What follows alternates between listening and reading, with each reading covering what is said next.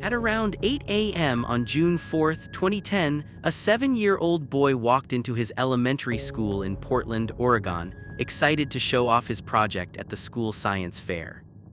His name was Kyron Horman. By the end of that day, Kyron would vanish without a single confirmed sighting ever again. Kyron arrived at Skyline Elementary School with his stepmother, Terry Moulton. It was science fair day, and the school halls were busy with parents, teachers, and students moving between displays.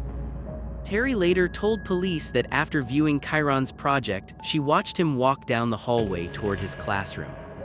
That was the last time anyone could confirm seeing Kyron Horman. When school ended that afternoon, Kyron never showed up at the bus stop.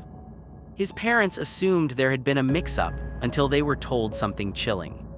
Kyron had been marked absent from his classes. Police were called immediately. What followed was the largest search in Oregon's history. Hundreds of officers, volunteers, dogs, helicopters, and divers combed through the dense wooded areas surrounding the school. But despite days of searching, no backpack, no clothing, no sign Kyron had ever left the school grounds. It was as if he had simply disappeared into thin air. Kyron's parents, Desiree Young and Kyron Horman, had divorced shortly before Kyron was born. In 2007, Kyron married Terry Moulton, and the couple later had a daughter together. Due to Desiree's health issues, Kyron lived full-time with Kyron and Terry. At first, police focused on the possibility of an abduction. But just weeks later, the investigation took a darker turn.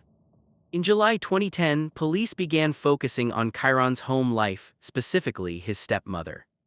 The family's landscaper, Rodolfo Sanchez, told investigators that 6 months before Kyron vanished, Terry had allegedly offered him money to kill her husband, Kyron Horman.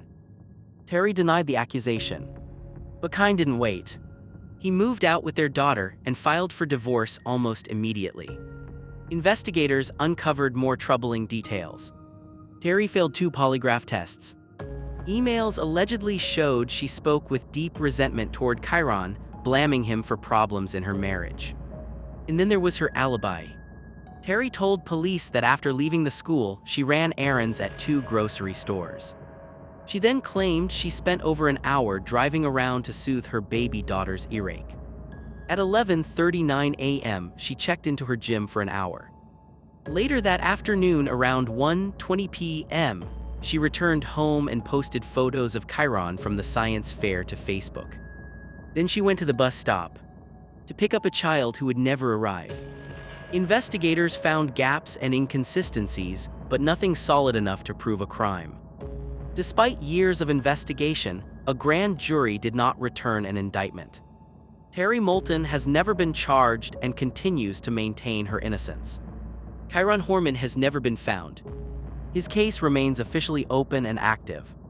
And somewhere between a school hallway and unanswered questions, a 7-year-old boy vanished, leaving behind one of the most haunting unsolved cases in American true crime. If you have information about the disappearance of Kyron Horman, authorities are still asking you to come forward. Because until the truth is known, this story has no ending.